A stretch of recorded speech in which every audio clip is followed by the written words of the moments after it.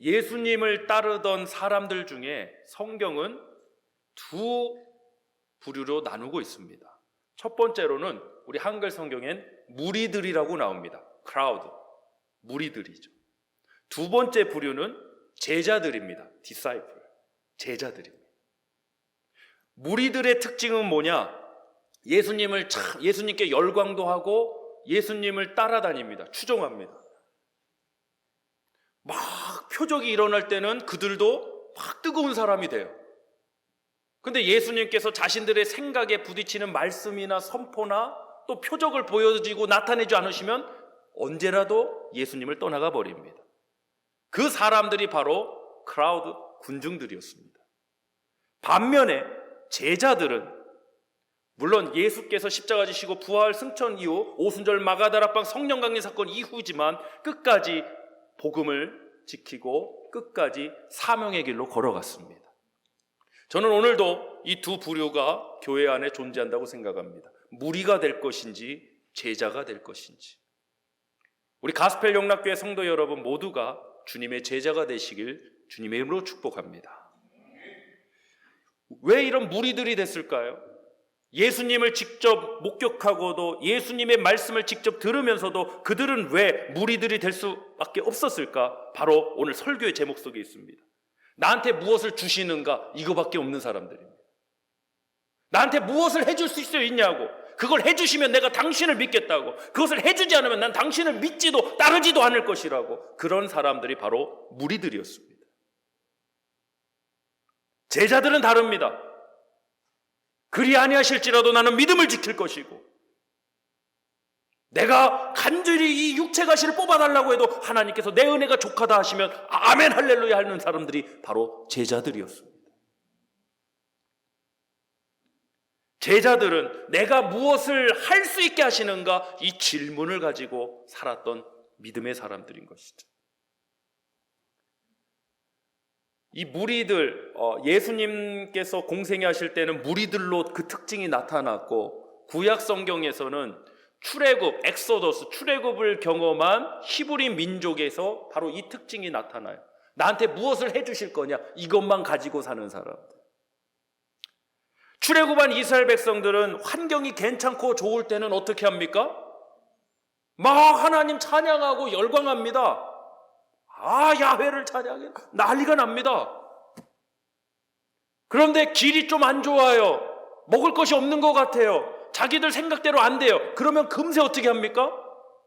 금세 돌변해서 우리가 언제 하나님을 찬양했냐 하면서 할렐루야 하던 사람들이 놀렐루야 하고 있습니다. 전형적인 게 신약에서 무리들이고 구약에서는 출애굽한 세대예요. 우리 말씀 찾겠습니다. 민수기 11장 4절로 6절입니다. 시작. 그들 중에 섞여 사는 다른 인종들이 탐욕을 품음에 이스라엘 자손도 다시 울며 이르되 누가 우리에게 고기를 주어 먹게 하랴. 그러니까 온통 관심사는 나한테 무엇을 해주실 거냐 이거밖에 없어요. 나한테 무엇을 주실 거냐. 5절입니다. 우리가 애굽에 있을 때에는 값없이 생선과 오이와 참외와 부추와 파와 마늘들을 먹은 것이 생각나거늘. 왜곡입니다. 6절. 이제는 우리의 기력이 다하여 이 만나 외에는 보이는 것이 아무것도 없도다 하니. 결국에 이들은 원망으로 갑니다. 놀라운 기적을 경험하고 놀라운 은혜로 지금도 먹고 살고 있으면서도 하나님께 감사조차 못하고 하나님 주셨던 은혜도 새까맣게 잊어버립니다. 왜 그럴까요? 나한테 무엇을 해주실 거냐만 갖고 있기 때문입니다. 오늘날도 마찬가지입니다. 하나님 물론 우리가 원하고 우리가 간절히 기도하면 이뤄주실 줄 믿습니다. 그러나 좋은 것을 주실 줄 믿습니다. 선한 것을 주시는 하나님인 줄 믿습니다. 출애굽의 목적이 뭡니까? 잘 먹고 잘 살고 그냥 단순히 젖과 꿀이 흐르는 가나안 땅에 들어가는 것이 출애굽의 목적이 아니었습니다. 하나님께서 모세와 아론을 애굽 바로에게 보내면서 이렇게 말하라고 하십니다. 출애굽의 목적은 바로 여기에 있습니다. 출애굽기 5장 1절 합독합니다. 그 후에 모세와 아론이 바로에게 가서 이르되 이스라엘의 하나님 여호와께서 이렇게 말씀하시기를 내 백성을 보내라. 그러면 그들이 광야에서 내 앞에 절기를 지킬 것이니라 하셨나이다. 아멘. 출애굽의 목적이 뭡니까? 하나님 백성으로서 하나님을 섬기는 것이었습니다. 그런데 이스라엘 백성들은 잘 먹고 잘 살자만 남았습니다. 나한테 무엇을 해주실 거냐만 남았습니다. 그러니 결국에는 환경에 의해서 요동칩니다. 원망과 불평이 끊이지 않습니다. 그게 악순환되죠. 예수 믿으면 복 받는다. 맞습니다. 저도 복 무지하게 받았습니다. 하나님께서 더 큰 축복, 더 큰 은혜로 날마다 더해 주신 줄 믿습니다. 그런데 우리는 하나님을 예배하기 위해서, 하나님을 섬기기 위해서 구원받았고 또 은혜와 축복 가운데 살아가고 있는 것입니다. 이 목적을 잊지 않았으면 좋겠습니다. 따라합시다. 나는 하나님을 예배하는 예배자입니다. 주일날 이 예배당에서의 예배만이 전부가 아니죠. 삶의 예배도 하나님 앞에 드리는 여러분 되시길 축복합니다. 사실 하나님께서는요, 우린 자꾸 뭘 달라고 하는데 하나님께서는 이미 다 주셨어요. 예수님께서 십자가 도성에서 하신 말씀이 뭡니까? 다 이루었다. 이 말씀에는, 이 선언에는 조금의 부족함과 결핍도 없는 선언입니다. 예수님 뭐라고 하셨다고요? 다 이루었다. 할렐루야. 예수께서 다 이루셨습니다. 예수의 이름으로 기도하십시오. 예수 이름을 의지해서 우리 당당하게 나가시길 축원합니다. 예수 그리스도가 계신데 마치 우리는 뭔가 아직도 부족한 것처럼 나한테 뭘 해주실 거냐고 이것만 가지고 살아가니, 구약에서는 출애굽한 히브리 민족, 신약에서는 무리들과 별반 다를 것이 없는 겁니다. 이 연약한 신앙에서 빨리 깨쳐나와야 됩니다. 주님의 제자가 되어야 됩니다. 사명의 길로 걸어가야 됩니다. 하나님께서 이 교회를 세우시고 여러분을 부르시고 우리가 함께하게 하신 이유와 목적은 분명히 있습니다. 그걸 잊지 않았으면 좋겠습니다. 본문 1절 말씀 합독합니다. 시작. 그는 허물과 죄로 죽었던 너희를 살리셨도다. 8절입니다. 너희는 그 은혜에 의하여 믿음으로 말미암아 구원을 받았으니 이것은 너에게서 난 것이 아니요 하나님의 선물이라. 아멘. 하나님께서는 이미 우리에게 구원의 은혜를 베풀어 주셨습니다.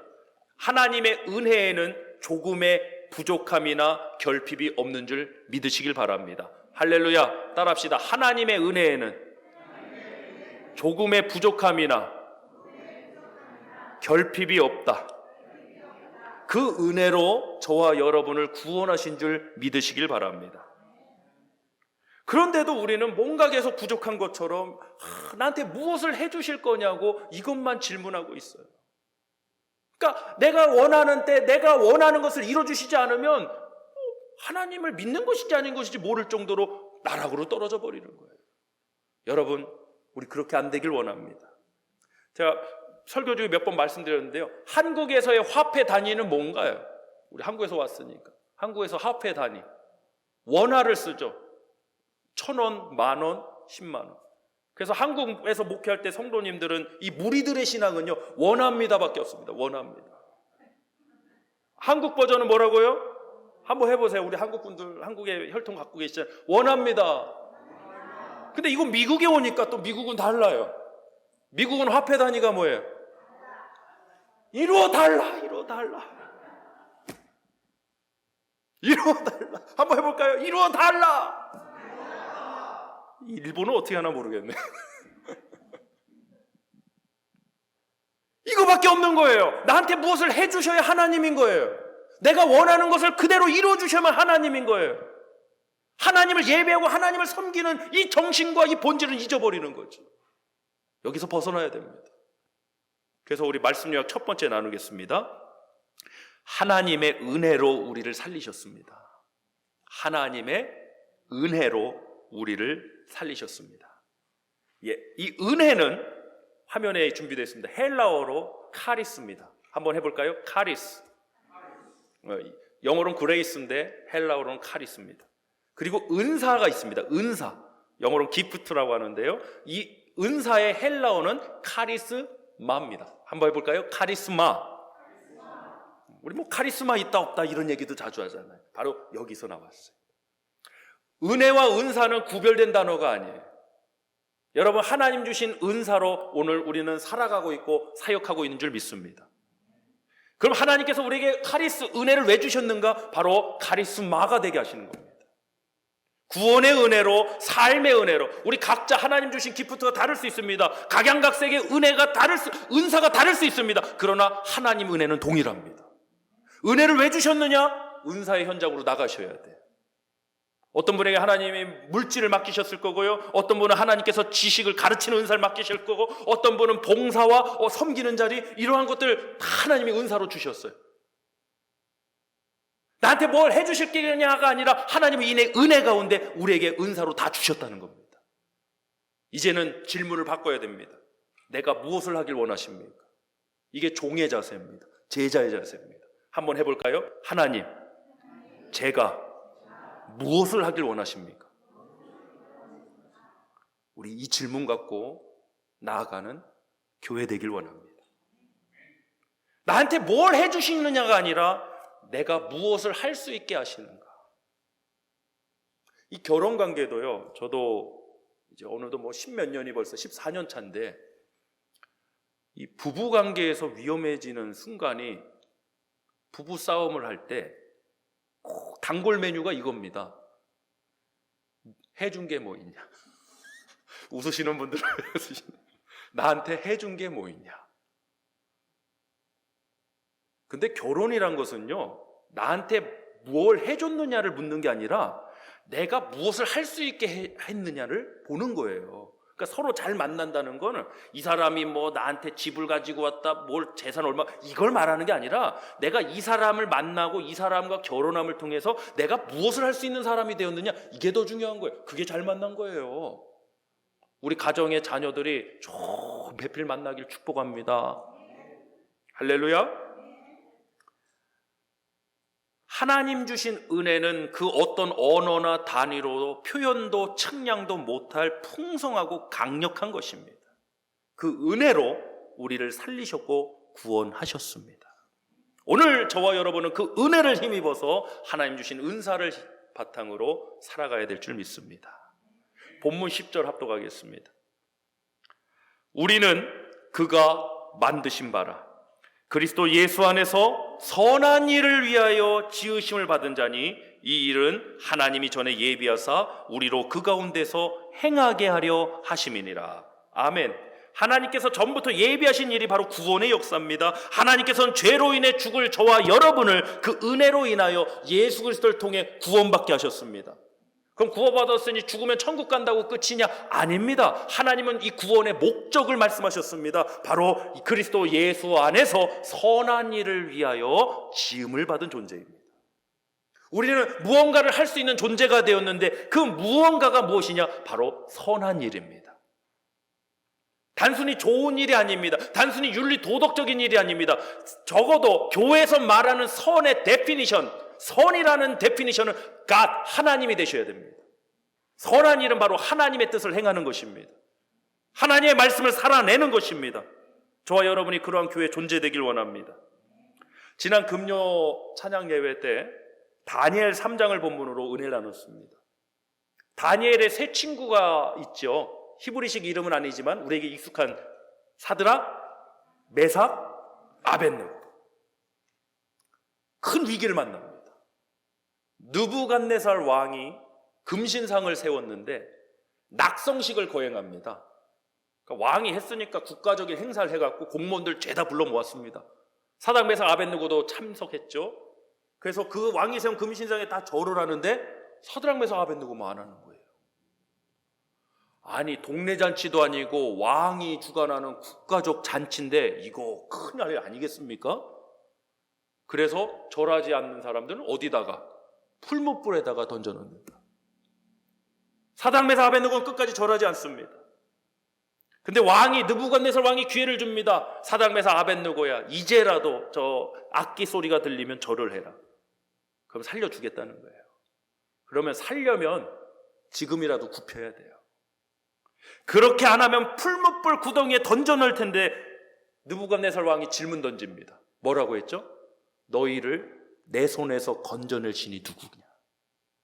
여러분, 이 질문은 느부갓네살만 던지는 게 아니라 세상이 지금도 교회를 향해 던지는 거예요. 우리를 구원할 신이 누구냐? 우린 답을 해야죠. 뭐라고? 앤서가 뭡니까? 하나님이십니다. 하나님이십니다. 할렐루야. 사드락, 메삭, 아벳느고도 정확히 그 답을 합니다. 뭐라고 했는지 아십니까? 다니엘 3장에서 우리가 섬기는 하나님이 우리를 능히 건져내시겠고, 그런데 또 유명한 게 나오죠. 그렇게 하지 아니하실지라도, 그리 아니하실지라도 나는 왕이 세운 금신상에게 절하지 아니할 줄을 아옵소서. 아멘. 지난 금요예배 마치고 우리 백 목사님이 알려주셨습니다. 왕 이름이 뭐라고요? 느부갓네살. 4살짜리가 감히 까불고 있어요. 백 목사님이 알려주셨어요. 느부갓네살 4살짜리가 감히 하나님을 믿는 사람을 불구덩이에 집어던져. 그래도 어떡합니까? 왕의 명령이니까 불구덩이에 들어갔죠. 얼마나 불이 뜨거웠으면 사담에서 아벳느고를 붙들고 있던 사람들이 타 죽을 정도였습니다. 근데 희한한 건 그 불구덩이 가운데서 느부갓네살 왕이 보니까 놀랄 수밖에 없는 거예요. 왜? 결박되지 않은 4사람이 다니는 거예요, 불구덩이. 근데 그 마지막 사람의 모양은 신의 아들의 모양과 같다. 우리 주님이 계셨던 거죠. 근데 더 놀라운 건 뭐냐? 머리털, 그 뜨거운 불에서 머리털 옷까지 하나 상하지 않았는데 다니엘 3장에는 결박되지 않은 사람, 느부갓네살이 증언한 거예요. 결박되지 않은 사람. 그럼 뭐만 태워버린 거예요? 이 불은 결박만 태워버린 거예요. 할렐루야. 우리가 이 믿음을 가지고 나갑니다. 사드락, 메삭, 아벳느고가 이렇게 될 줄 알았을까요? 몰랐을 겁니다. 짐작도 못했을 겁니다. 그러나 하나님께서 그 백성들 버리지 않으셨습니다. 여러분 앞에 당면한 그 고난의 불길, 아무리 큰 불길이라도 여러분 믿으십시오. 우리의 결박을 풀어버릴 불입니다. 영적인 결박을 풀어버릴 줄 믿습니다. 가정의 어둠의 결박을 풀어버릴 줄 믿습니다. 이 지역사회에 만연한 어둠의 세력들을 풀어버릴 줄 믿습니다. 적어도 우리가 교회라면, 하나님을 믿는 사람들이라면 고난 앞에 이렇게 당당해야 합니다. 두려워하지 마십시오. 그러니까 나에게 무엇을 해주시느냐, 이 질문 갖고 신앙생활하는 사람들은 절대 이 길 갈 수 없어요. 하나님 나한테 뭘 해주시냐고, 나한테 도대체 내가 뭘 잘못했냐고, 왜 내가 이런 불구덩이 속에 들어가야 되냐고, 아마 원망불평하고 끝났을 거예요. 근데 사드락, 메삭, 아벳느고 그러지 않았다는 거죠. 하나님은 나가 무엇을 하길 원하시는가? 끝까지 이 신앙을 지켜야지. 정말 안타까운 거, 오늘날 이 신앙이 점점 희미해지고 그 출애굽한 히브리 민족, 또 예수님을 따라다니던 그 무리들의 신앙이 너무 많아지는 것 같아요. 제자라는 걸 모르는 사람 없어요. 제자 훈련도 다 받아요. 그런데 진정한 제자이 있느냐? 정말 주님의 제자가 맞느냐? 성령께서 이 질문을 하실 때 과연 우리가 주님의 제자입니다라고 할 수 있을까? 그런 생각을 참 많이 갖습니다. 우리 다니엘 3장 28절로 30절 말씀 보겠는데요. 느부갓네살 왕이 놀라요. 안 타 죽으니까. 그래서 어떻게 하느냐? 사드락, 메삭, 아벳느고를 밖으로 나오라고 그래요. 자, 28절부터 보겠습니다. 시작. 느부갓네살이 말하여 이르되 사드락과 메삭과 아벳느고의 하나님을 찬송할지로다. 그가 그의 천사를 보내사 자기를 의뢰하고 그의 몸을 바쳐 왕의 명령을 거역하고 그 하나님 밖에는 다른 신을 섬기지 아니하며 그에게 절하지 아니한 종들을 구원하셨도다. 무슨 단어가 나왔어요? 구원. 느부갓네살 이방왕의 입술을 통해서 구원의 선포가 나왔어요. 하나님이 구원하셨다. 29절입니다. 그러므로 내가 이제 조서를 내리노니 각 백성과 각 나라와 각 언어를 말하는 자가 모두 사드락과 메삭과 아벳느고의 하나님께 경솔히 말하거든 그 몸을 쪼개고 그 집을 거름토로 삼을지니 이는 이같이 사람을 구원할 다른 신이 없습니다. 사람을 구원할 다른 신이 없다. 이어서 사도행전 4장 12절 한번 가보시죠. 지난 금요 시간에는 우리가 그냥 넘어갔었는데 사도행전 4장 12절입니다. 베드로의 설교입니다. 시작. 다른 이로서는 구원을 받을 수 없나니 천하 사람 중에 구원을 받을 만한 다른 이름을 우리에게 주신 일이 없음이라 하였더라. 아멘. 누가 우리를 구원할 거냐? 사드락, 메삭, 아벳느고야, 너희를 건져낼 신이 누구냐? 가스펠 영락교회여, 당신들을 건져낼 신이 누굽니까? 고난 앞에 서 있는, 죽을지도 모르는 상황 앞에 서 있는 가스펠 영락교회 성도들에게 질문하는 겁니다. 당신의 가정을, 당신의 자녀들을 구원할 신이 누굽니까? 바로 우리 주님이십니다. 다른 이름 주신 바가 없습니다. 느부갓네살 왕이 증언했던 것처럼 사람을 구원할 다른 신이 없다. 이것이 복음의 전부입니다. 우리는 이 믿음으로 나가야 되는 거예요. 그런데도 그 하나님을 믿고 나아가면서도 아직도 나에게 무엇을 해주시느냐만 남아서는 안 되는 거예요. 하나님 나한테 도대체 뭘 주실 거냐고 이것만 남아서는 안 되는 거예요. 하나님 내가 무엇을 할 수 있게 하셨나요? 내가 무엇을 하길 원하시나요? 이 질문과 이 기도로, 이 사명으로 나아가길 원합니다. 말씀 요약 두 번째 나누겠습니다. 하나님께서는 우리가 선한 일을 할 수 있도록 구원하셨습니다. 죽어서 천국만 가라, 맞습니다. 죽어서 천국 가는 거. 그러나 죽어서 천국만 가라가 전부가 아니라 우리가 선한 일을 할 수 있도록 구원하셨습니다. 그럼 이 선한 일에 대해서 우리의 데피니션은 하나님이 있어야 된다고 그랬죠. 자, 히브리서 13장 21절입니다. 천천히 읽겠습니다. 시작. 모든 선한 일에 너희를 온전하게 하사 자기 뜻을 행하게. 선한 일과 정확히 선한 일에 대한 해석이 히브리서 13장 21절에 나오는 겁니다. 모든 선한 일에 너희를 온전하게 해서 무엇을 행하게 하세요? 자기 뜻. 그럼 선한 일이 뭡니까? 하나님 뜻이에요. 하나님의 뜻을 행하는 게 선한 일이에요. 자기 뜻을 행하게 하셨잖아요. 행하게 하시고 그 앞에 즐거운 것을 예수 그리스도로 말미암아 우리 가운데서 이루시기를 원하노라. 영광이 그에게 세세무궁토록 있을지어다. 아멘. 할렐루야. 하나님께서는 저와 여러분이 무엇을 할 수 있게 구원하셨습니까? 선한 일. 그 선한 일은 무엇인가요? 하나님의 뜻을 행하고 사는 것입니다. 여러분 이 한자어 아세요? 유일무이. 유일무이. 어떤 상황에 쓰는 표현이죠? 유일무이하다. 이거죠. 하나만 있고 둘은 없다. 오직 하나만 있고 둘은 없다. 그럴 때 쓰는 것이 유일무이. 줄여서 유일하다. 유일하다. 유일무이 아니겠습니까? 인간이란 존재는요, 인간이기 때문에 존중받아 마땅하고 모두 존귀한 존재들입니다. 왜 그러냐면 하나님의 형상으로 창조되었습니다. 그리고 하나님께서 사랑하셔서 독생자 예수 그리스도를 보내주셨습니다. 우리의 가치와 존귀함은 바로 거기에 있는 것입니다. 아멘? 그러니까 아직도 세상은 뭐 돈이 있느냐 없느냐, 명예가 있느냐 없느냐 이런 걸로 인간의 가치를 논하지만 절대 그렇지 않습니다. 인간의 가치는 이 정의도 하나님께서 찾아야 돼. 하나님의 형상으로 지음받았다. 하나님께서 그를 위해서 독생자 예수를 보내주셔서 예수께서 그의 죄도 다 담당하셨다. 그래서 존귀한 자가 된 것입니다. 아멘? 그런데 또 하나가 있어요. 오늘 예배 자리 잘 나오셨습니다. 한번 따라해 보실까요? 저희 대전에서 옛날에 쓰던 표현인데 수지 맞았다. 오늘 정말 수지 맞았습니다. 오늘 정말 잘 나오셨습니다. 어떻게 알고 오셨습니까? 잘 오셨습니다. 인간이 특별한 이유 이겁니다. 인간을 제외한 다른 피조물들은 말씀을 지키는 존재가 아니라 말씀대로 되는 존재예요. 그냥 말씀대로 되는 존재예요. 근데 인간은 하나님이 자유의지를 주셔서 말씀을 지키는 존재가 되게 하셨어요. 정말 특별한 거예요. 아멘? 여러분 이 독특성과 이 스페셜함을 여러분 막 피부로 느끼셔야 돼요. 와, 내가 그렇게 스페셜한 존재구나.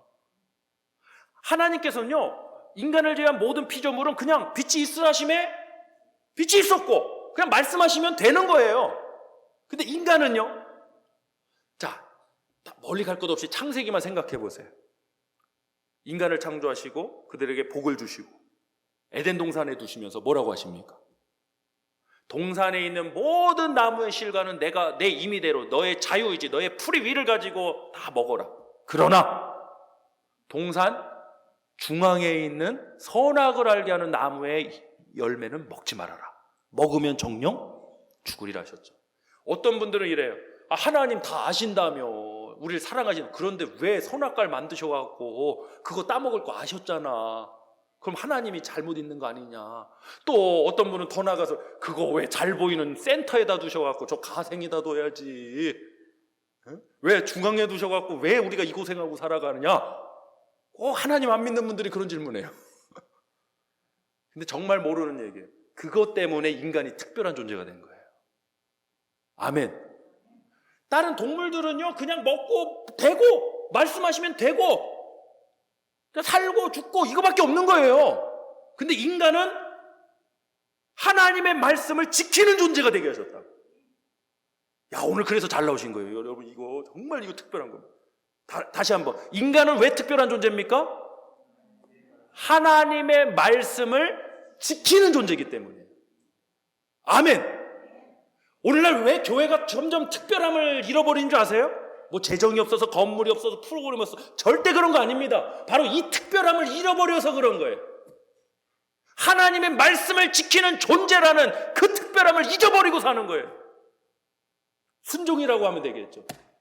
순종은 억압도 아니고 강요도 아니고 부담도 아니고 억지도 아닙니다. 하나님 말씀에 순종하는 것은 특별함입니다. 할렐루야. 만약 인간이 그 특별함이 없다면 저 동물과 다를 게 무엇이 있겠습니까? 인간의 특별함을 하나님은 바로 거기에 숨겨두신 거예요. 아멘. 여러분, 우리 하나님의 존귀한 자녀들입니다. 여러분 정말 특별하신 분들입니다. 우리 옆 사람 축복합시다. 당신은 특별한 존재입니다. You are special. 영어로도 You are special. You are special. You are special. You are 더블 스페셜.